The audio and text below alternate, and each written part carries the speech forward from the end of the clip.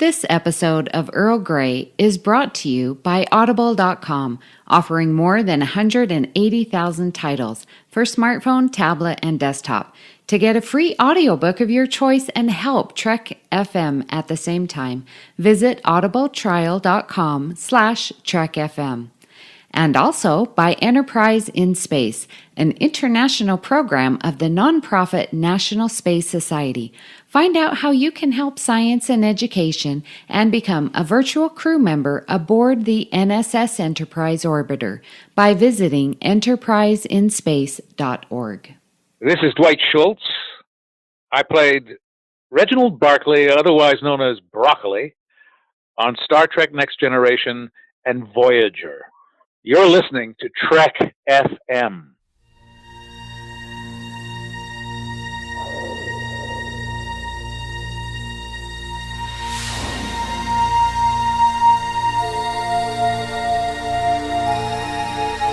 Tea Earl Grey hot.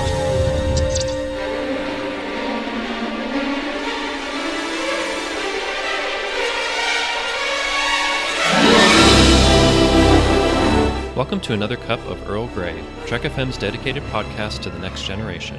I'm your host, Justin Ozer, and join with me today are Amy Nelson and Richard Marquez. Amy, how are you doing today? Well, I'm doing good. Another day, another week. Can't complain. All right, excellent. Richard, how are you doing? I'm doing fantastic. I got 2 days off, so I'm good to go. All right, that's always good. Yeah. So listeners, we do have a special interview with Dwight Schultz coming up, who played Lieutenant Barclay on Star Trek The Next Generation and Voyager. But first, we wanted to make sure, as always, to go into your feedback from the Babel Conference. In this case, it's for episode 220, where we had our Trek Madness crossover with Standard Orbit for TNG Season 7 and TOS Season 3, and that was the second part, where the first part was on Standard Orbit. We received lots of feedback. We're glad the listeners loved it. We can't read all of the feedback, unfortunately, but picked out a few things that you might be interested in. So, Amy, did you want to read the first comment? Yes, this is from Patrick Carlin, and he says, I do like Gambit, but the Enterprise incident is the clear winner for me there, too. It's one of my top ones for TOS. And Star Trek Continues follows up on it, too. One thing I really like in Gambit is the different dynamic in the Enterprise command structure, with Data in command and Worf as his first officer. I especially like the scene of them in the ready room. Yeah, Gambit is great, and you're right, to highlight that different command structure, something we don't normally see on the Enterprise D. Yeah, and I think pretty much that's about the only time you really see Worf as the first officer in like a real timeline, not alternate or something not like parallels. that. So that's really cool. Yeah, not parallels, right, exactly. So that's really cool to see, and yeah, glad you enjoyed the episode, Patrick. So Brian Irwin said, this was such a fun episode. It was great to hear the team from Standard Orbit join you. Some of those matchups were really close for me as well, although I would have gone with the Savage Curtain, though, as it is one of my favorite episodes. Richard must have gazed upon a Medusan from Is There in Truth No Beauty to have turned on all good things. I think a fitting punishment is to have Wesley Crusher put a formal reprimand in his record for that one. Agreed. Hear, hear. Yes. Sorry, Richard, I know you took some flack for choosing PR, Day of the Dove over all good things. My PR response is that, go ahead and try. My unofficial is... But yeah, no, it was great. It was great. I absolutely, I don't mind the Richard bashing. It's fine. Yeah, it's all in good fun. It's all in good fun. And actually, I do really appreciate your courage in doing that, because it was totally unexpected and I think left us shocked for a while. So you surprised us. Very much so. Yeah, I almost Amy almost blew a gasket. Still thinking about it now gets my heart racing. Which would have been funny to see that. I'm like, oh no. Well, moving on, Richard, you have the next comment. Yeah. Randy Evans said, great concept. Enjoy both episodes. The rankings used were interesting. I doubt the majority of the fans would put Day of Dove any higher than third at best in Season 3's TOS. Likewise, no way Gambit is above Pegasus. Pegasus gets the nod for Picard's speech alone. Yeah, I totally agree with that. Yeah. Well, thanks for your comments. As we said, it was from Trek Ranks, and that's based on a specific person's feelings about these episodes. But it was an interesting framework to get us all together discussing them. So. Well, Luke Sims Jenkins says, love this one too, especially since my 2 season 3 TOS favorites, World is Hollow and Battlefield, won. I don't suppose it's sort of thing that can be done with DS9, Voyager, and Enterprise. You can even do episodes pitting the best TOS season and the best TNG season together. Mind you, for me, that's season 2 of TOS and 4 of TNG, but I'll take 1 versus 3. Yeah, well, thanks for the comment. I'm glad people are so enthusiastic. They're trying to put together crossovers in the future, and we'll see what we come up with. I really think we should go up against Voyager, just because. That would be interesting how you would frame that one. Could be a 7-parter, 1 against 1, 2 against 2. There you go. No. But anyway, yeah, I really appreciate the enthusiasm. Thanks for all the comments. We're so glad that you enjoyed that crossover episode. All right, so I know we're excited for it. So, Amy, Richard, should we go into the interview? Yes, so excited to get to talk with Dwight Schultz. Let's go. Today on Earl Grey, we have a very special guest, Dwight Schultz, who played Lieutenant Reginald Barclay on 5 episodes of The Next Generation, the movie First Contact, and 6 episodes of Voyager. Dwight, thank you for joining us today. It is my great pleasure. Thank you very, very much for inviting me. Thank you. Well, it's our pleasure. We're excited to have you here. So let me just... My first... I'm sorry. I just want you all to know this is my first Roundhouse podcast. I listen to a lot of them. This is my first participation. Wow. This is your first participation in a podcast. Wow. Very cool. Yes. Excellent. Well, so glad that you're here. So let me just start out by asking you, how did your acting career start? Boy, it started at about 5 years old in front of a television. I wore a spot out on the carpet. And I was particularly interested in Red Ryder, the cowboy. And the original Red Ryder, which is Wild Bill Elliott. When Rocky Lane, who took over the part, came on, I used to throw tantrums, according to my mother and father. And I was hooked on show business from about the age of 5. And it never left me. It simply never left me. The motion picture, I went to motion pictures. My parents took me to motion pictures when I was very young. And I became hooked into sci-fi horror at a very young age. And at about the age of 12, of course, back then things were very safe, actually. I was going to motion pictures in downtown Baltimore by myself, then getting on buses and going to Philadelphia and Washington. I was entranced by the entertainment business, television, film, motion pictures, everything. I was involved very early on, and I never left. Wow.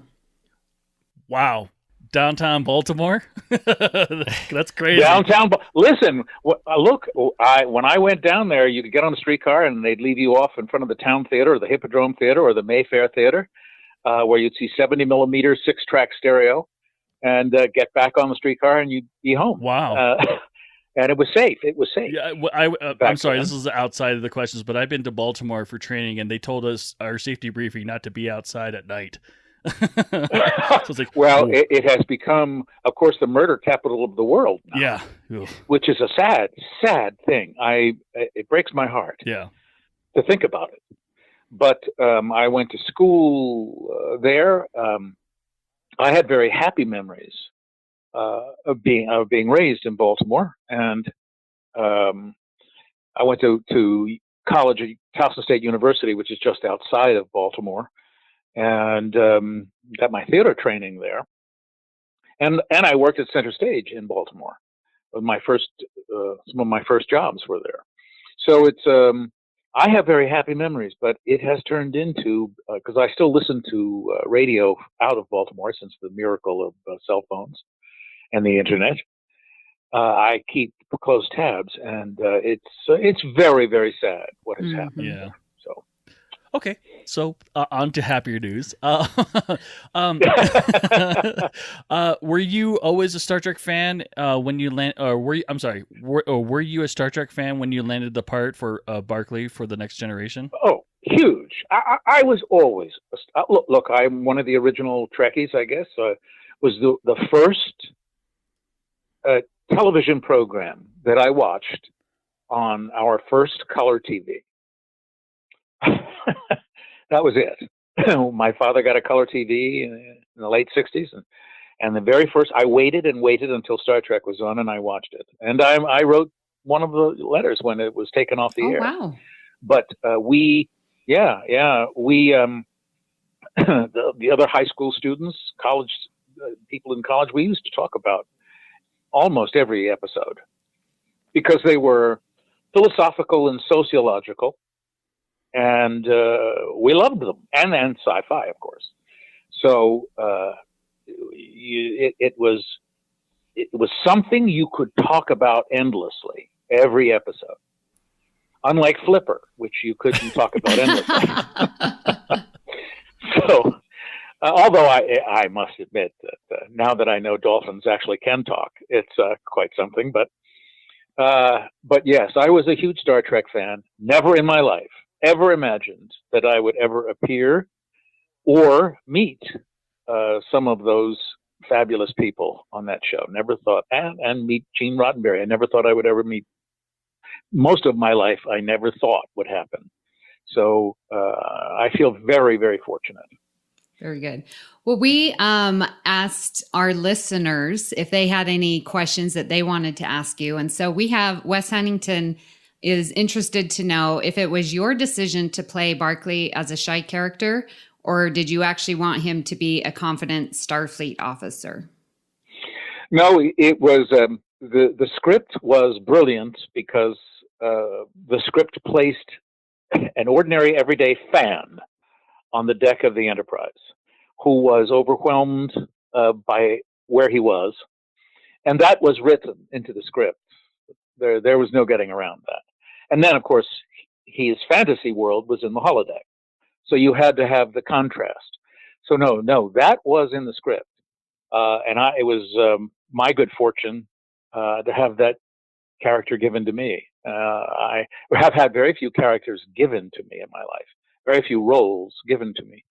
And I was, when I read it, I thought, oh my heavens, what a brilliant idea they've had.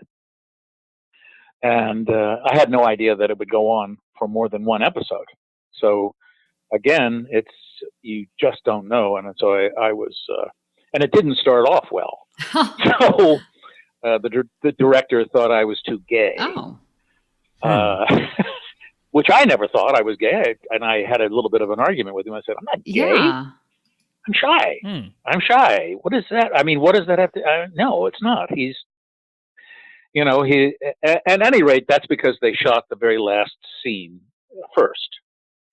So they never see the progression, even the director doesn't see the progression of the character. And that's the problem with film and television. It's all out of sequence. Yeah. And, you have to keep the script in your head all the time. Even directors, and the poor directors in television, they are under the gun and don't have a lot of time to actually think about characters, particularly a new one that is being introduced. And so they make instant decisions. But after the first set of dailies, Gene Roddenberry said, no, that's good. So, wow. So I felt very relieved. So did you, Tim Hans, another listener, is interested. Did you bring any characteristics from playing Howling Mad Murdoch on the A-Team? Did you bring any of that into Barclay? There's always a little bit of that, yes. The fantasy, like I said, the fantasy world. He is an introvert who, on the holodeck, becomes an extrovert. And Murdoch is the extrovert. Yes. Always. And there is a little bit of every character in everything you do. I mean, there's the idea that he's playing characters. And that's the same thing that's what, with Murdoch, that was my idea. because that was my show and or our show. But it was my idea that he was different every week.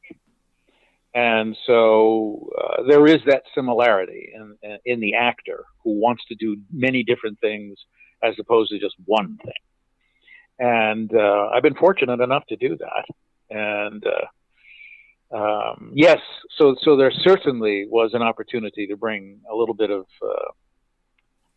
versatility to Barclay. Yes.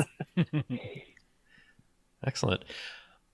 So the question that I have is, so you were on 5 different episodes of The Next Generation as Barclay. Do you have a favorite episode or some favorite stories of working on those episodes? Well, The Nth Degree was my favorite episode. You can't dismiss the idea that you're the smartest human being in the galaxy. It's a lot of fun to just to grow into that. Just personally, it's just a lot of fun to think about it, and to have the cut the leash and let the actor just pretend. Since I'm not the smartest person even in my own household, it was fun to pretend to do that. And there was an interesting the special effects. At one point, they used these lasers. It wasn't CGI back then. They actually had real lasers spinning around me as I'm sitting in the chair in the computer. And the top of my head started to get hot from the lasers. There's a little bit of smoke came up, and so we had to cut the time of the takes. Oh my gosh! Oh wow! Wow! But it was. I mean, it wasn't serious. Yeah. Believe me, it wasn't serious. You just could suddenly feel. Although my top of my head is not particularly sensitive because I had hair transplants, so. I could still feel the heat, and there was a lot of laughter when I said, "So, wait a minute, head's getting hot here, and it's not the intellect." Wow, that's really something. The Nth Degree may be my favorite Barclay episode as well, because he's just like possessed with this confidence, and at one point, he's telling the computer it needs to construct this thing, and it's like, I don't know how to do that. Well, I'll tell you how to build it. It's just so much. It's so much fun, and I'm glad that you really enjoyed that one as well. Well, and I like your yes, it is, and I like your scenes with Marina Sirtis where you're picking up Deanna Troi. I mean, those are great. Yes, it was a hoot. I sometimes and like I did one a year, and you never knew if they were going to come back with another one, and they were always so wonderful. And that show was, well, Marina Sirtis, working with everybody. It was one of the best experiences that you could have as an actor, working on the Paramount lot with all of these fabulously talented people, and a production staff and writers who truly cared about the quality of the writing and the fans. There was so much effort to make sure that the fans were satisfied, that they didn't go off. They were always worried about the letters they were going to get if they made mistakes, and there were many rewrites, which was a sign of how much they cared. And it was, for an actor, from my standpoint, having been on a show that was very popular, but for which there weren't that many rewrites, the A-Team, it was a totally different experience. I just loved it. I felt like I was really in show business. And they treated you like gold on that set. And I had a very good relationship with everybody, loved everybody. And I knew Brent Spiner and Jonathan Frakes before I and I knew Whoopi Goldberg too, before I had the good graces and luck and fortune to get a part. And it was, for me, it was a highlight in my life, and that it went on for so long, and was never supposed to go beyond the Next Generation into Voyager. So even that was something that was totally unexpected. Awesome. So we have another listener that asks, Rebecca Skipper asks, how do you think your portrayal of Barclay fits into the discussion of disability in Star Trek or diversity? Well, there are many people and conventions when I go, and I'm going to one this week coming up here in Holland and the Netherlands, in Utrecht. There have been many people who have been grateful for the character because he is identifiable as someone who struggles. Not somebody who was everybody is a hero on Star Trek, but except Barclay. And yet, he is proficient and brilliant and does the job. And it reflects so many people who may have trouble with social communication, that there's hope. And that they're recognized as not just because they're having a little difficulty communicating verbally doesn't mean that they are useless. So many people have come up to me and are thankful for the writers, for the producers, for having created the character. And I agree with them. It was a stroke of brilliance because it kind of put the fans on the deck, as opposed to being outside of the deck, watching all of these people who do things that you can't do. Now suddenly there's this opening that maybe I could do that. And that's the key towards the future for so many people, not to cut off possibilities. But possibilities are there if you seek them out, even though there's difficulty in the search. You can do it. That positive thinking, and that's what Star Trek, unlike a Babylon 5, which was a bit of the opposite. Star Trek has always been a very positive, forward, positive-looking universe. Not that it is a bit of a fantasy, I guess, but it's important for people to be positive, because without that positive note, there are a lot of people who decide not to take that step, and it is that first step that is important. Yeah, I mean, I think what you were saying before, on first glance, a lot of people might not think of Barclay as heroic, but he is often contributing to what's needed to, save the ship or to get the Enterprise out of the situation. So I think it does give people hope, no matter what kind of, social difficulties or anxiety that they might have, that they can still contribute positively. That's how I see it, at least. That's exactly right. Exactly right. And that you're not looking at just the shell. What is he doing? He's not always where I want him to be, but when I need him to be there, he is, and he performs very, very well. Yeah, I'm a school teacher, and so get to see a wide spectrum of students in their social awkwardness stages, and was just really impressed with the discussion of, yes, this is valuable, even though you may not communicate it in a certain way that I'm used to hearing, or what is, quote unquote, normal, but those contributions of every person, I think, is an important theme that we see and that your character introduces. Yes. And, it was very interesting to me just recently. My wife and I have taken a communication course. It's called Chabad. It's Jewish. It's Jewish religious study, but it's a course on strict communication as told by the Old Testament.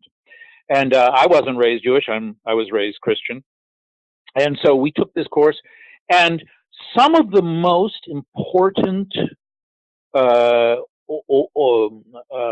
dictates of the Hebrew Bible. The scholars all they implore you to listen to everybody, not just the people who are experts, but you must listen to everyone. You don't have to take everything that everybody says to heart, but it is very, very important to listen to everyone. And you never ever know when someone is going to be the inspiration to you, no matter how bright you think you are. You never know where inspiration is going to come from. You don't. You have no knowledge of that. So you must put your feet into the water. You must embrace what people have to say. And then you have the good, hopefully. You can take it or you can move it aside. But it is very important not to dismiss people out of hand. Exactly. And they give this great story that there were like 300. There was a test given about the weight of a cow. All right, and how much does this cow weigh? It's in a public square, and there were like 600 guesses at the weight of the cow, and no one actually got the weight correct exactly. However, when they averaged all of the weights that were guessed, it was correct. Yes. So it's a great analogy. You just never, if you think you know, you probably don't. Until you have really assessed all of the situation. You take everything in and then you make a judgment, not before. Yeah. I'm going to have to try that experiment in my math classroom. That's pretty awesome. I like that. Oh, it blew me away when that's why there is so much wisdom out there, right? that we have to avail ourselves of. Yeah. Excellent. Well, Dwight, I actually wanted to add something related a little bit to the discussion we were having before about the, how fans react to Barclay, because we did get a number of listeners who said, Barclay had been an inspiration to them. And I just wanted to read one of those comments and ask a question about that. Sure. So the comment was from Brandy Jackal, who actually hosts 2 podcasts on our network, one related to Enterprise, one related to Discovery. And she said, as an introvert, Barclay became a hero to me because not everyone fits perfectly into an extroverted world. Mr. Schultz's portrayal of Barclay gave me hope that I too would someday be appreciated by my peers, despite my social awkwardness. Representation matters. And I wanted to read that, but also to just ask, did you anticipate when you were first portraying the character that you would get the kind of reaction that you did and that it would be such a popular character? No, I did not. Honestly, I just reacted to it positively, and I loved it. I frequently tell the story that when I was told that there was a part for me, I imagined wearing a Michael Westmore makeup, and then when I read it, I said, it's a nerd. It's a wonderful nerd and a brilliant. It just hit me. What a brilliant stroke it was, and I loved the character. I loved him. I just thought it was a great idea, but I had no idea that it would go past me. I certainly didn't believe that he would be a concurrent, coming back. I just didn't. That never crossed my mind. And it was a Christmas gift every year, because it was just about the end of the year every year that I got a call saying, "Hey, are you available to do another one?" I said, "Are you kidding me? Are you kidding me?" And I remember Patrick Stewart telling me, "Oh, Dwight, you must go to a convention. You must. Love, boy." And I said, Patrick, you're the captain of the Enterprise, and I've done 2 episodes. I said, no, dear, you're in the family. It was one of those kinds of things. And I finally went, and it was it astonished me how successful the character was. And but then, when I think about it, Michio Kaku, the famous physicist, he wrote in his book. He said that there are more physicists today because of Star Trek than all of the universities, as a result of all the universities. And so there is this great, sometimes we have to see somebody else do it, even if it's scripted. It's like I need to watch somebody do something before I can do it. And something as done as well as this was, and as written as well, it makes sense to me, and I am so glad that people took it that way. That there was this conceptual idea that if I see this person do it, that I can do it, and it fills you with gratitude. It just that you've had some impact, or you're a part of a character that's had some impact. Because I'm just an actor. Yeah. But it was just it makes my heart feel warm and fuzzy to hear something like that, and I'm so grateful that it had that impact. And God bless everybody who was able to take something from that and move forward. Mm-hmm. Yeah, it's really good. Well, you had mentioned that you kept getting, callbacks year after year, and then you get a call for First Contact. So I'm interested to know, how was that, and how is that different shooting a movie versus a TV episode? Well, I didn't know. I mean, I got a call to do First Contact from Jonathan Frakes, who was ready to shoot the scene the next day. And he said, "Hey, I've got a part for a lieutenant." Oh, my goodness. Here. That's it. He says, "We have a lieutenant. So you want to do it?" And I said, "Sure. Are you kidding?" So that was it. It was like they sent the script, and 2 days later, it was actually 2 days later that I ended up doing it. And I was up in the Los Angeles Crest and just drove up there. And the difference between shooting a TV script and shooting a movie is time. You just, you have, doing Star Trek or doing the A-Team, you're doing 10 pages a day sometimes. Whereas when you're shooting a film, you're doing 2. Wow. Maybe 3 at most. So particularly when you have lots of techno babble, it's much easier to do a movie. It always made me laugh when I heard some actors complain about their script having too much to learn when they only had 2 pages of dialogue. It's just it's crazy. But I guess George Papard said it very well. He said doing a film is like getting into a warm tub of water, whereas doing TV is being thrown in an ice cold bath. And that, I think that's very apt. Nice. Well, speaking of appearing on other shows and movies, you appeared in 6 episodes of Voyager. How was it similar or different from working on The Next Generation? Do you have a favorite Voyager episode that you worked on?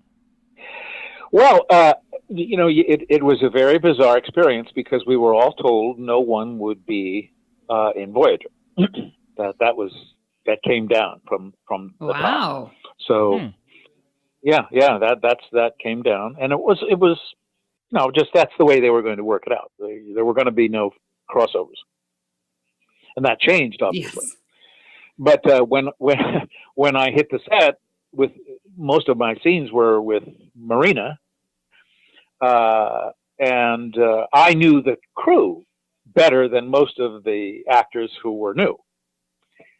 I knew script supervisor, the DP, the lighting technicians. I knew the crew very, very well. And working with Marina was like working on Next Generation. And Bob Picardo, who I had most of my scenes with, the doctor, I programmed him, of course. his social skills Yes. anyway. I did not know Bob, but I knew of him, and we had many, many, many friends in New York City in common. So we had a blast. He is one of the funniest, most talented people. I mean, you cannot believe him. He's a hoot. And so it was a joy. It was an absolute joy to have that opportunity again and to move on. I was still a lieutenant. I kept wondering, when was I going to get promoted? Which I finally did, by the way, at the end. You did. And I never thought, that's it. I never thought ever that I was going to be at the center of getting Voyager back. I mean, that was just out of the character. I mean, I just never thought that was going to happen. And those last episodes were truly wonderful for me. It was, and you know, what can you do? You know, you just say how lucky and how, you know, what great fortune I had to do that and to work with all these wonderful people again and still be a part of that. I think it was almost 13 years altogether. Yeah. Doing one or two a year. Yeah. I think my only disappointment is they got that promotion to commander for you as the future Barclay, but then they wiped out the timeline, so you're really still a lieutenant earlier. So. Yes, well, you can't have everything. but still, even though you'd like. But still, it was great to see Barclay as someone like 25 years later and who he was and what he was doing. I think it was great that they brought you in that as well, even if it kind of didn't happen in a way. But as viewers, we got to see it, which was great. Yes, it was wonderful for the actor and for the character and for the fans, I do believe. Yeah. Well, listener Joey Slawinski says that your character on Star Trek was certainly impactful to many people. You've also created so many other memorable characters on television shows and movies, and he's curious to know what kept you coming back to Star Trek. Offering me the job. I mean, gotta go where the money that is. That was it. You know, I mean, you know, actors are. I mean, I have never. There are many actors, and I've known them, who knew what they were doing for the next 5 years. I mean, they've simply known they're doing 2 movies a year for the next 5 years, and they're signed up for them already, so they know where they're working. I am, for the most part, have never known what I was doing, other than when I was doing the A-Team. That was the only time I knew, a year to year, that I actually had a job. But most of my life has been spent unemployed. And so when someone offers you a job, my heavens, you know, you never turn down a job that's being offered to you. I shouldn't say never. I have turned down one job in my life. Yes, I turned down one job, which... I won't even go in. Okay. Sounds like a story, but we'll wait. Yeah. No. It was so grotesque. I couldn't even. It's one of these cult horror films, and I just won't go into it. But and you know, they send me a letter saying you're perfect for this, and I went, that was the wrong thing to say. Yeah. That was the wrong way to start that letter.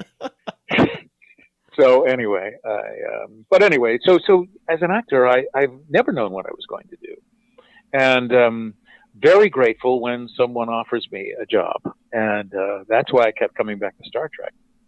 Okay. Or that's it. Yeah. Well, I have maybe a bit of a related question. I mean, as you might know, there's a new Star Trek series, Star Trek Discovery, that's come out. Yeah. And I'm curious and some of our listeners wanted to know if you've seen it and if you were offered some part in the show, if you'd be interested in that. No, I've not been offered anything. And I did see it when it first came on. And I haven't been watching it as it's streaming. And that has nothing to do with it. Mostly my life has been extraordinarily complicated over the last 3 years. And much of that has to do with life experience life that everybody goes through.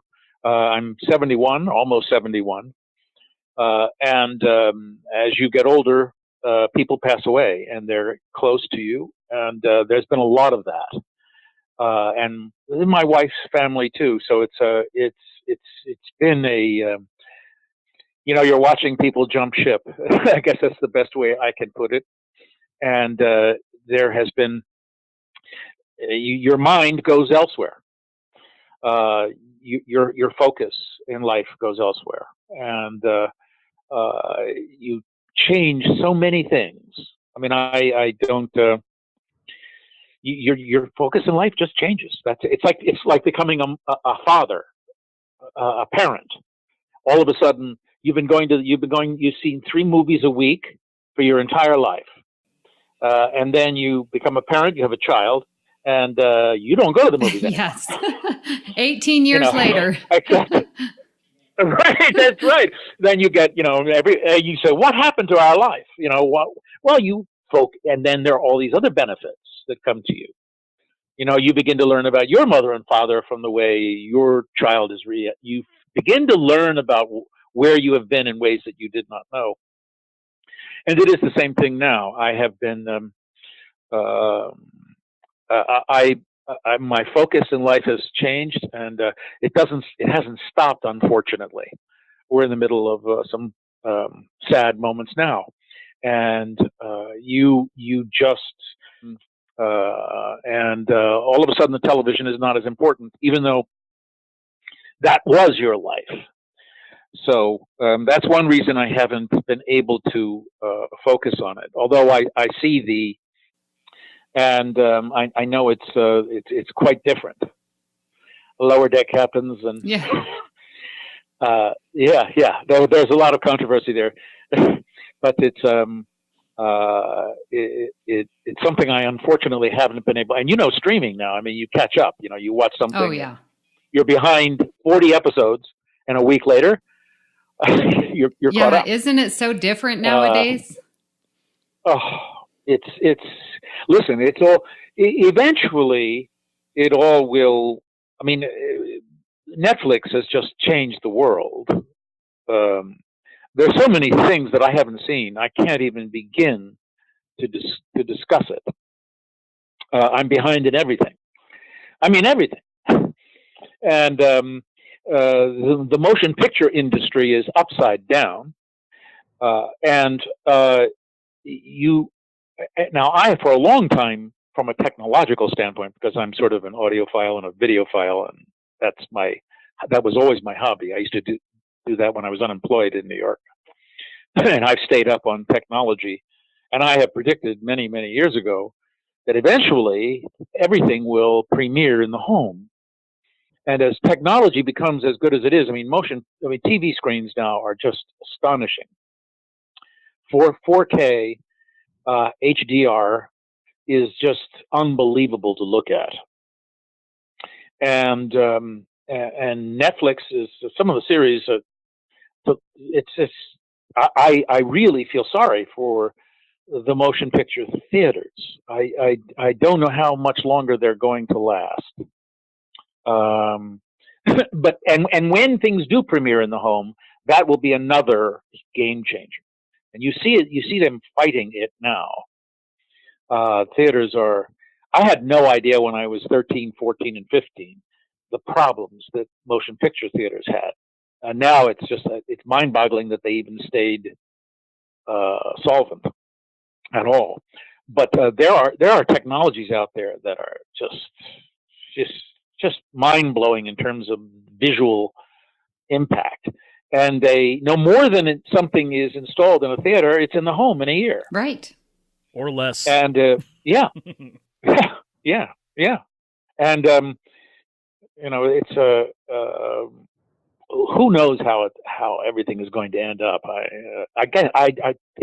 Everything will it will start in the home. That's where it will, because eventually all this technology will be available for everybody. Mm-hmm. So well, and then you'll have a holodeck in the home, so why even leave, right? That's frightening. It is frightening. It is. That is a frightening thought. I think there is possibility of that to a degree. People. Now, I personally, my only caveat to everyone with virtual reality is wearing something, a helmet, or wearing something on your head is just is problematic, and being in something is very, very different than watching something. Being told a story is different than being in the story. There's a benefit to both. But I think ultimately speaking, we like to put our toes in the water first to feel how warm it is. So I think we want people to tell us a story. There's less work involved, and people, I think, are not going to embrace the idea of being in a virtual reality world from the standpoint of entertainment. That is story entertainment, but it will be something for if you saw Blade Runner 2049, creating the artificial world and walking around in it, that sort of thing. I think there's a real potential there to get lost in that and not to leave the house, not to see the Grand Canyon really, but to virtual walk around in it. Yeah. I think that there are some problems there, but because I think the Grand Canyon is a place you should be at, really. But there is this question of when does reality and unreality merge? And of course, this quantum reality now, everyone is talking about quantum mechanics and the micro world and the macro world, and how these rules are different, and they don't allow the two to mix, but the two do mix. They do. They work perfectly together. We just don't know how. And in some ways, all the questions about whether we're in a computer simulation, the thought processes that are now are human consciousness. Does consciousness exist without us, or does consciousness exist because we create it? All of these things go part and parcel. So we are also the whole idea of of artificial intelligence. If you listen to Elon Musk, we should be very afraid, and then others say, well, we have to merge with it so that we can't be afraid of it. We become part of it. Then you're in the Borg. Yeah. So there are all of these. Yes, there are all of these extraordinary things that are going on that once were just part of Star Trek fantasies, and now are looming as actual potential possibilities of being in something that permits you to stay in a fantasy world all day. And video games give you just a taste of it. But the virtual, I'm sure you folks have looked at some of the problems that we have now with facial recognition and being able to take a live video and put it into a computer and then connect it to someone else and have that person say and do things that they really didn't say and do, and it looks like the real person doing it, and that's a fact now. So we are skating around fabulous things and frightening things at the same time, and I don't know where it's all going to land. Well, and your character, talks about holodiction and, just going too far, that pendulum of, swinging and living in virtual reality versus living in the real life. And your character was doing that so many years ago. I mean, at one point in Voyager, he's sleeping in the holodeck, right? I mean, he's like making his home That's there, right? Right. And it's how many kids are on the computer. And I did not know that there were kids online, young people online, making money playing video games. I didn't know that was part of the ethos today, but it is. And they're 13 hours. Yep. It's nothing Twitch. for some people. Gotta love Twitch. And that is, that's withdrawal. Yeah. That's, that's going on a binge with a bottle. Yeah. So, Dwight, let me ask you, are you part of the problem or part of the solution? I notice that you've done a lot of voice work for video games. Oh, thank God. Yes. So what's that experience like? Yes, listen.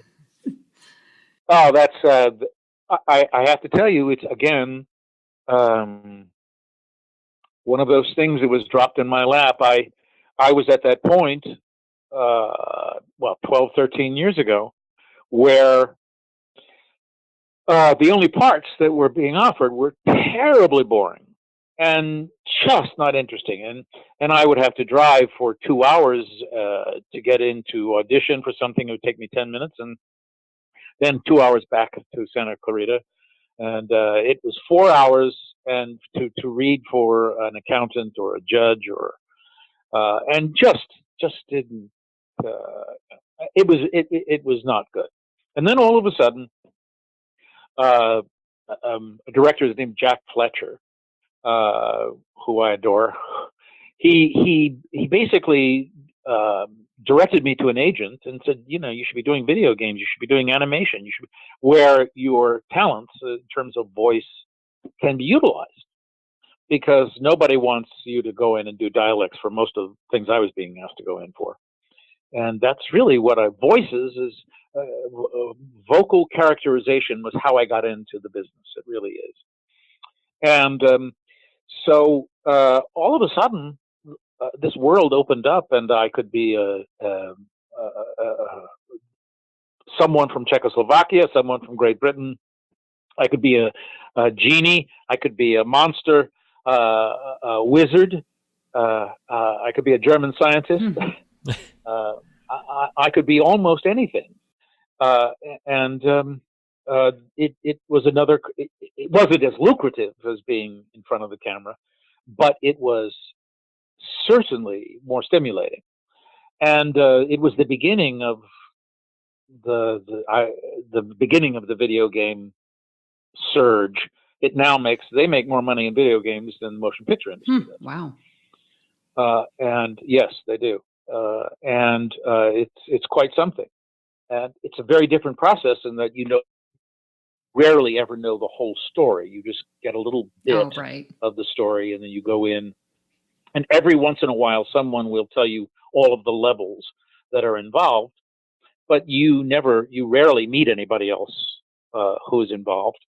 And but it's basically plying your craft. You're still an actor. You're vocalizing a character, and then the other part of that is animation on television, and that was a joy. I've been involved in 2 series, Chowder, Cartoon Network, and All Hail King Julian for DreamWorks, which was just working with some of the most brilliant people and talented people in the world, and 2 years or 4 years actually altogether, but just so much fun. Really funny, really creative, and just a joy. So it keeps you fresh, particularly working with such talented people. It's an inspiration. Yeah. So I am part of the problem. Well, what can you do? Yeah, what can I do? I have to work. You gotta pay the bills. Yeah. So I have a question related to that. So, overall, thinking about your non-Star Trek work, do you have a favorite role that you've done outside of Star Trek? Well, the A-Team, of course. That was that truly was my input. The character wasn't written exactly as it was portrayed, and most of the decisions were mine, and they were hard to make because I was fired originally. What happened there? I was doing the pilot. I was doing the pilot, and they fired me. Wow. They said that I wouldn't be in any other episodes. Wow. Did they tell you what the problem was or what they didn't like? Well, the director, John Rod Holcomb, said that, well, it wasn't Stephen Cannell and it wasn't Frank Lupo. It was the network. The network didn't think that audiences were going to take to you. That was it. And so they removed me from the cast on the set, and they put me down with the stuntmen, who were wonderful, great. There was nothing wrong with being down there. It was just that it was sad. I was not going to be in any future episodes. And but then they were editing it as we were going along, and they tested it, and I tested very well. And I got a call from my agent saying, "Your dials are great." There you go. And I didn't know what dials were. I didn't know. You're like, that sounds good, but what do you mean? Yes, exactly. And then so then they had to write me back into the shows they wrote me out of, and wow. Yeah, it's like that. That's show business. It's and there are other things that go along with it that are very ironic, but it's all a struggle. For some people it's not, but for me it's always been a struggle, and always almost getting something, getting it, and then almost getting fired, and then it turns out okay, and then you just have to keep going and be grateful for what you have and what you can do. And when you can't do one thing, you can. There's always a potential to be able to do something else. And so I have to say that the A-Team was, even though it was dissatisfying, unsatisfying from the standpoint of the way we were handled and the way the show was handled, it was never supported by the network. And that was very, very frustrating, because it could have been, we were only on for 4 years. And it could have been very successful, and it would change your life. If a show goes 5 years or longer, it changes your life from a financial standpoint. If it doesn't, then it doesn't. You don't get the benefits of that from the financial end. But it was very satisfying from the standpoint of the work. I mean, I really enjoyed working with everybody, and it was a thrill to be the number one show in the nation, and it was to see it be so successful. That was all three. You're part of, television business, and you realize, okay, I've made it to this point, and let's move on. But I have to say that of all of the things that I've done after the Star Trek and the A-Team, what I mentioned before, Chowder, is probably one of the most joyful and wonderful experiences. It was 2 years.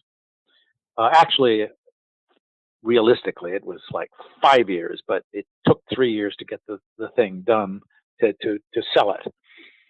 And poor Nicky Jones, who played Chowder, he was like 9 years old when we did the pilot, and he was cast.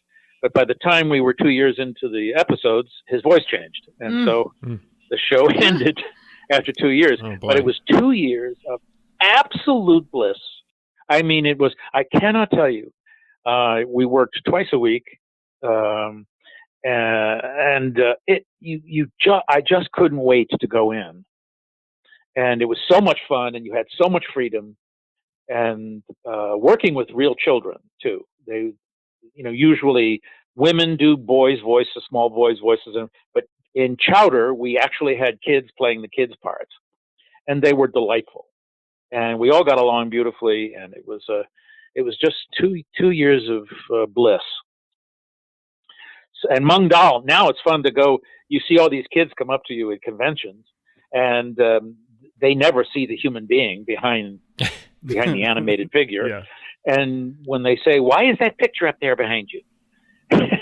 and you say, "Well, I was Mung Dal," and they say, "Do it, do Mung Dal's voice," and then you do it, and the look on their face, you just want to cry. You just want to cry because they're so thrilled, and it's magical. We're so lucky to be in this business.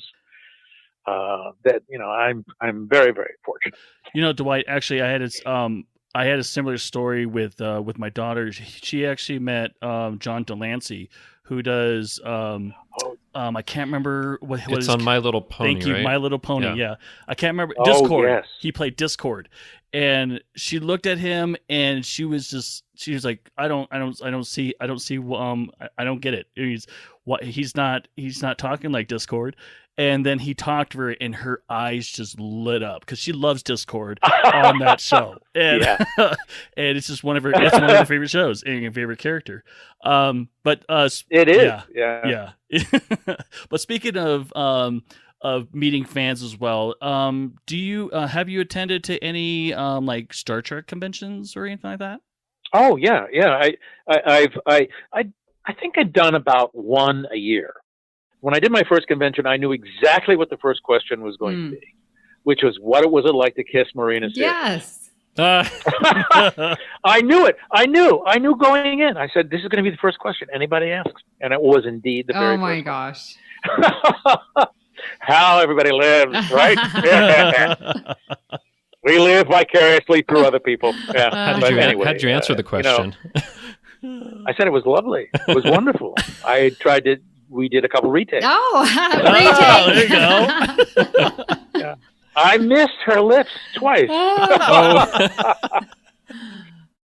As I said, I'm getting ready to go to the Netherlands in Utrecht on the 1st, the 31st and the 1st, 31st of March and the 1st of April. And it's the A team was very big there, so it's a it still is. It still plays 24 hours a day. Oh wow! Yeah, I know it's hard to believe, but it's very. In fact, my fan club is out of the Netherlands. Claudia and Ingeborg, who run it, just two wonderful ladies, but they're wonderful. And I was warned about going to Star Trek conventions because everybody knows the stories, about William Shatner being asked all kinds of impertinent questions. But I have never. I've had nothing but joy. Patrick Stewart told me to go, and I went, and he was right. It was. It's always been a delight. The fans are wonderful. It's great to see what people do after hours and what their real jobs are. And there are a lot of people who are interested in the same things that I am technologically. And I've met scientists who work on the Hubble Space Telescope. I've met so many fabulous people at these conventions, and they're all it is pure love, as Jean-Luc says to me in his Real Guys, as Patrick Stewart is love, dear, just love, and he was right. It is, and you can't. It's been a lot of fun to go to these, but only one a year. I wouldn't go to more than one or two maximum, and I don't actually like traveling abroad. It's a 10-hour flight over and a 10-hour flight back, and I wouldn't be going to this one if it weren't for Claudia and Ingeborg, actually, because I love them so much, and they've been so good to me. And the fans actually in the Netherlands have been wonderful since for many, many, many years, and I won't do any more. But they're really Star Trek fans are terrific, and it's they've got a bad rap. Well, I live in Las Vegas, and we would love to have you come to Star Trek Las Vegas. When was the last time you were here? It's less than a 10-hour flight. It's not very far. Yeah, I've been to one. I went to one Vegas. Was a Creation? Yes, Creation. Yep. Mm-hmm. Yep. They still do. Yes. Oh, they still do. I had some problems with Creation. They were a bit mechanical. Yeah, it was like. Anyway, I just had some problems with them. That's all. And it's a. You're not the first to say that. There are smaller conventions. Yeah, it's unfortunate, but they, it's a business, and but there are conventions where it's not run sort of like a business where you actually can meet the fans and kind of schmooze. And those are the ones I like when I go, because that's what you're there for. You're there to meet them. Yeah. Then you should come to Starfest. Yeah, it isn't an in and out thing. So I'm sorry. I said you should come here. You should come to Starfest here in Denver. Then it's that kind of setup. It's great. Well, I was just watching your episodes. I mean, you got to interact with so many of the characters. I mean, like different ones. It was. Yeah. Yes. I mean, in Voyager, it was mostly Deanna Troi, but on the Next Gen, it was Bob Picardo as well. Well, yeah, on and Voyager. Bob Picard, right? Yeah. But I was on I didn't know what Michael Dorn looked like for at least 3 years, because he was always in full makeup by the time I got there, and then finally I was on it long enough that I finally got there before he arrived. So that's the way. And I became friends with everybody. They truly were a gregarious, loving group. And there was only one moment of problem on the set, and that was, and this is very funny, is when Brent Spiner was playing Sherlock Holmes, and they wouldn't let smoke come up from his pipe. Oh, right. Because he stopped production because he said, no, I'm not doing it. It was one of those moments, those philosophical moments where you're laughing inside. At the same time, you understand the actor and how ridiculous this is, but you understand everything that's going on from the politically correct standpoints, and what Star Trek is trying to do, and what everybody's doing, and you're sitting there listening. I mean, I think they shut down for like 4 or 5 hours. Oh goodness! For smoke coming out of the pipe. Oh goodness! Yeah. Oh wow! And I knew Brent. I remember when Brent was scared to death. He was so worried that his career was going to be ruined by going into that. And I told him, I said, no. It's going to be wonderful for you. And it was. He's a terrific guy. So he's amazing as Data, and I guess we have you partly to thank for him going through with it. Well, he was going to do it, but I mean, I gave him a little just to let him know that it isn't. It's not going to nail you. You're not going to be playing robots for the rest of your life. You're too talented. Yeah. He was too versatile, and he's had a great career, and and a very talented guy, very very talented guy. For sure. And I just wanted to say, so I was a huge A-Team fan, when it was on reruns. Obviously, I was too young when it was actually airing, but like I just absolutely love that show. Yeah, it's a fantastic show. It was, it was a comic book heroes. They helped little people, and it was certainly. I thought it was hysterical. I didn't watch it. I've never been able to watch myself, but now when I look at it, I don't see myself because I'm so removed from it. And it was a lot of fun. I mean, it was a very funny show. It was a lot of fun to do. And there were some legitimately entertaining moments on that show. And I loved everybody on it. Awesome.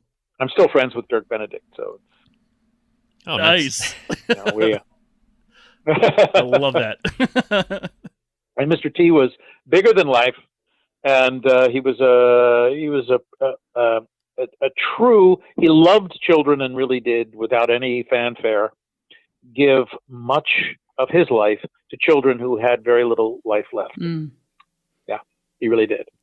So, Dwight, I was wondering, what outside of acting, and you talked about your technology love, like what are your other hobbies and interests? Well, it's been audio and video technology, but audio, listening. I love music. I wish I were more. I heard a very interesting thing about music that in the general population, 1 in 10,000 people have perfect pitch. Wow. But among musicians, 1 in 10 have perfect pitch. Huh. And I wish I were more talented in the musical area because I love music. I always have. And the miracle of being able to have music, symphony orchestras in your living room, that you actually can fool yourself into thinking that it's there, and human voices. It just always astonished me. And I have truly been an audio phobe, whatever you want to call it. I've been a stickler for audio and video my whole life, and I keep up on the technology, keep well versed on it. I upgraded my system as best I can, and now that I'm in my waning years, and your hearing decreases as you get older, you keep wondering. I keep listening as much as I can because I can still hear, and I know people who can't hear. So I'm sopping it up now before I lose it. It's an interesting thing, but I love it. I'm loving it more and more. And I just again, I feel that I've surrounded myself with lots of used equipment that didn't cost an arm and a leg, and it sounds so good. And I've helped a lot of people along the way to not spend a fortune and get really good sound. So, and I'm into all kinds of other technology. I love reading about. In fact, a book called The Cosmic Code by Heinz Pegels was one of the first books that I read. He was a physicist at New York University, and it was quantum mechanics explained for the layperson. That's what it was. And I read that back in the early 80s, and it changed my life. I began to see the universe in a different way, and I've been I certainly have spent a lot of time delving into that which is, as Richard Feynman said, reality is more fantastic than you can possibly imagine. And I think that that's the truth. And the more I read, the less I know. So tell us about any current or upcoming work you'd like to let our listeners know about. Well, this is a part of the interesting part of the world today, in that you have to sign these stupid non-disclosure agreements. Yeah. And you can't talk about the things that you've just done. For instance, some of the big video games that I did, Shadow of War, for instance, which is part of the whole Lord of the Rings epics out of Warner Brothers, where a singing orc. That just came out at the end of last year, and I couldn't talk about it until it was released. And there are, well, I guess Lego, a Lego film has just come out, and I was Reverse Flash in that. So I can talk about that. But there are about 4 big games that I've been involved in, and I can't say anything about them. I can't let anybody know that I did them, and they have reasons for it. But you'll find me mostly in the video game world. And I guess I can say that I did Powerpuff Girls. It's an animation series for kids, and that'll be coming up. But I mean, I have 4 or 5 games under my belt, and excellent. But again, I'm straddled by each and every one. Not to say anything. Mm-hmm. Okay, well, something exciting, but maybe mysterious at this point. Yes, very suspenseful. Mystery. Yeah. So where can listeners find you online? Where can you find me online? I am not, when social media really was hitting it, when Facebook and Twitter and, there were people pretending to be me. Oh. And I had to go through lots of rigmarole. to get myself identified as the real Dwight Schultz and to get people who were pretending to be me off. So I have no online place. There's no place. You can go to my fan club, however, which is info@DwightSchultzFansite.nl.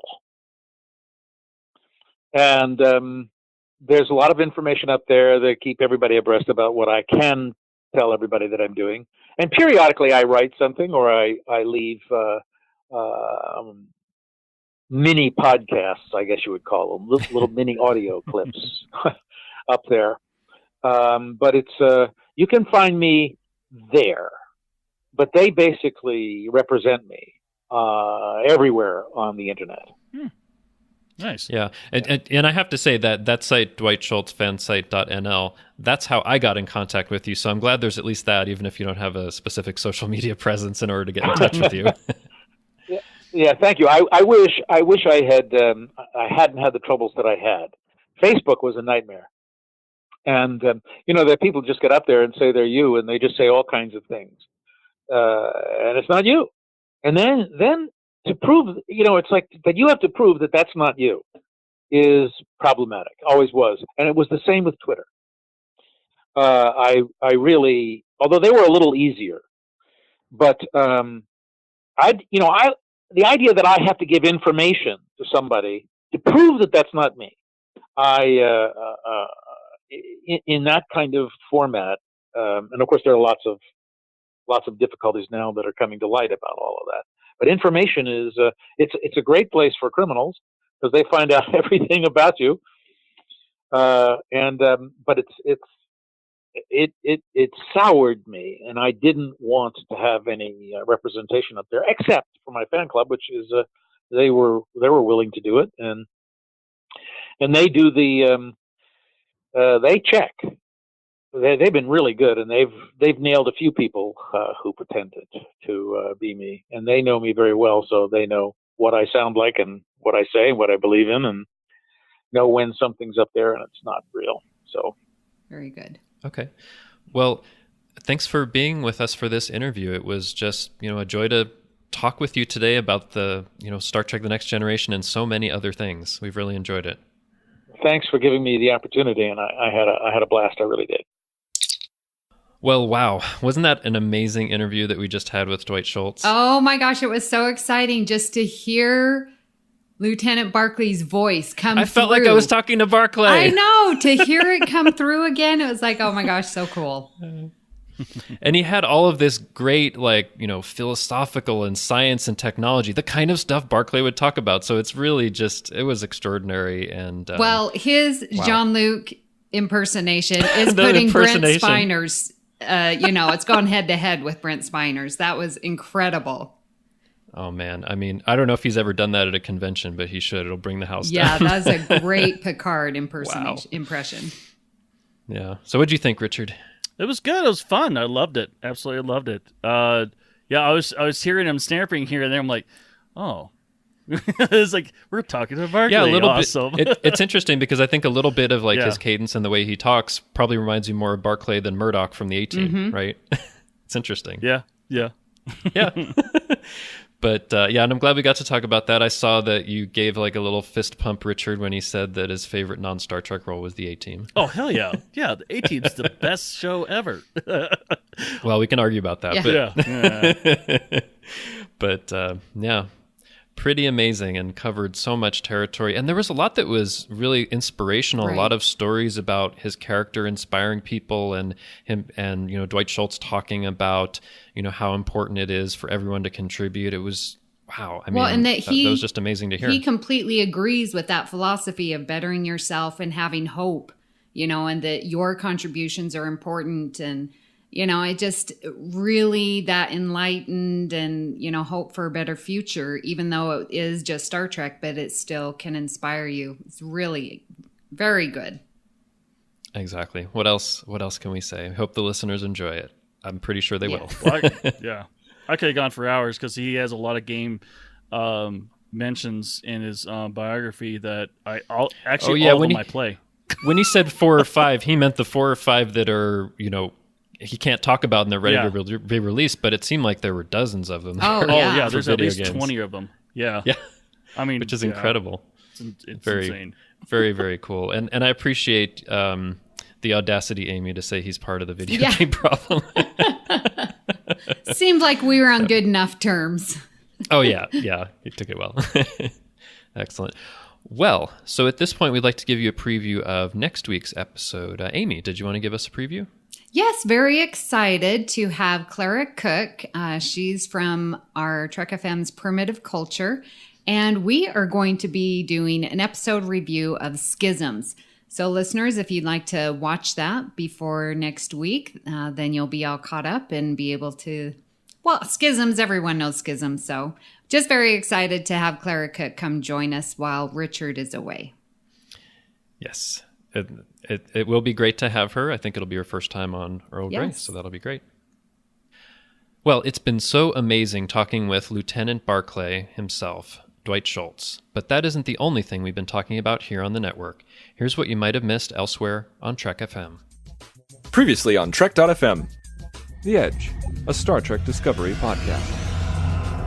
You're killing me. I'm going to pull my hair out if that happens, because I really do need to know. What if, I just had a crazy idea. What if they get the captain in the first episode, but they continue on with these lower deck characters so well that we just never see the captain, and it's like the teacher in Charlie Brown,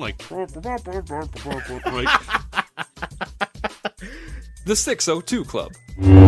And I don't know that I would want much more humor in this movie. Right. I feel like this is a survival story. Like, this is her surviving what's happening to her, not her controlling the situation like we see in future Tomb Raider movies where she kind of controls what's happening. And this is definitely Lara Croft is responding to what's happening to her. Like, the entire scene on the island is her trying to get away. Warp 5. So the A plot is the dog, and the B plot is his infatuation with T'Pol?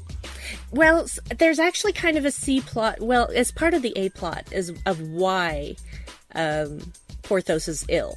Okay, why is Porthos ill again? I'm going to say this is definitely not essential. Okay, I'm not saying that it's essential or not essential. Continuing mission. Yeah, there's a certain concession with that. If you look at the refit, obviously, as your example, for the director's cut remaster of motion picture, they added a few more CG shots. They're quite hard to tell because they painstakingly tried. Foundation imaging was really good at that, and they built a certain rig, and it's lit. The pylon's being lit from the ship itself. There's underlights. There's like the registry and stuff. But actually, you are correct in a sense. A couple of the lights, especially on the nacelles, don't actually come from a bulb. There's no practical way those lights can emanate from anywhere without magic. And that's what else is happening on Trek.fm. Check out all of these shows and join the conversation about your favorite corner of the Star Trek universe and beyond. You'll find us wherever you get your podcasts. If you're an Apple user, be sure to hit the subscribe button in the Apple Podcasts on iPhone, iPad, or Apple TV, or the desktop iTunes app to get the latest episodes as soon as they are published. And please leave us a star rating and written review. That helps others to find our show. If you're not an Apple user, we've got you covered as well. You can find our shows on Google Play Music, Stitcher, TuneIn, Spreaker, SoundCloud, Windows Phone, in most third-party apps, and you can stream and download the MP3 file from our website or grab the RSS link. We'd love to hear your thoughts on today's show, and there are many ways for you to do that. The best place to join in the larger conversation is the Babel Conference, our listeners group on Facebook. Just type Babel, B-A-B-E-L, into the search field on Facebook, and it should come right up. If you'd like to send us an email, you can choose the form on our website at trek.fm/contact. Choose to send to a show and select Earl Grey. That will come right to us. You can also find the network on Twitter at TrekFM and on Facebook at facebook.com/TrekFM. So Richard, where can people contact you when you're not When you're not playing Cyrano de Bergerac. Bergerac. That was one of the ones that he plays in one of the plays, right? Yeah. We know Cyrano. Well, they can find me on Facebook. I pop in here and there on the Babel Conference. And I'm also on Twitter, yet lack thereof presence. And my handle is xransom. Justin, where can people contact you when you're not busy in the holodeck? I'm sorry. Do you want me for something? I'm really busy in the holodeck right now. You're late again. We could get you. We could get you on this maintenance schedule. I'm sorry. I'll be right on the bridge in a minute. Well, you can find me on Twitter. I'm at TrekFan4747, where I tweet about nothing but Star Trek. Currently tweeting out my Season 5 rewatch of The Next Generation. And you can find me hanging around the Babel Conference on Facebook. So, Amy, where can people contact you when you're not discussing physics problems with a holographic Albert Einstein? Well, I am always there. He gives me tips for my teaching, Nice. You can find me here on the network. I host The Edge with Brandon Shea Mutella. That's our podcast for Discovery. You can find me on Twitter at Miss Amy Nelson.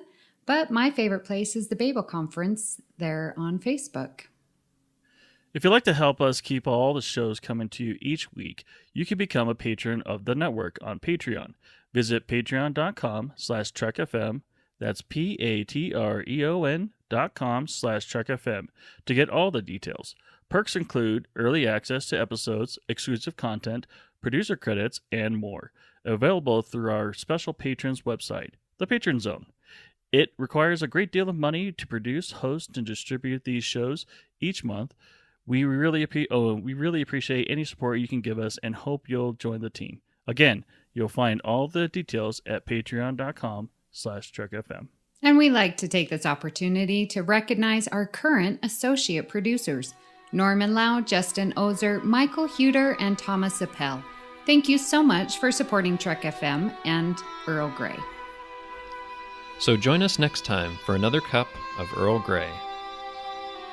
Today is a good day to die! Great joy and gratitude. I look forward to your report, Mr. Broccoli.